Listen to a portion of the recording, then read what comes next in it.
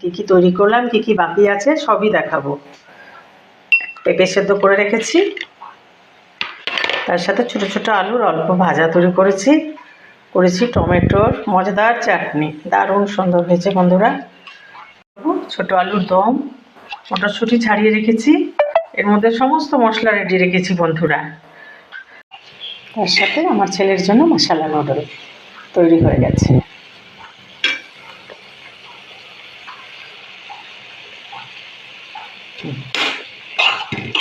দেশি মুরগির মাংস রেডি করে রেখেছি, প্রেসার কুকারে একটা সিটি দিয়ে দিলাম, যেহেতু পেশেন্টের মাংস বন্ধুরা, তাই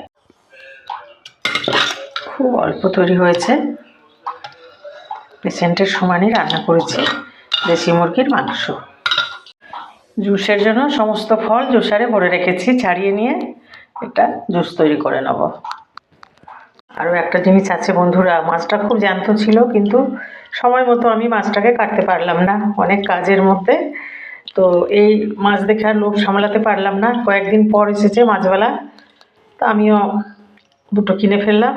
এবার এটাকে কিভাবে তৈরি করব আবার দেখাবো আপনাদের সামনে। এই হচ্ছে আমার আজকের এই প্রিপারেশান, দুপুরের লাঞ্চ রেসিপি।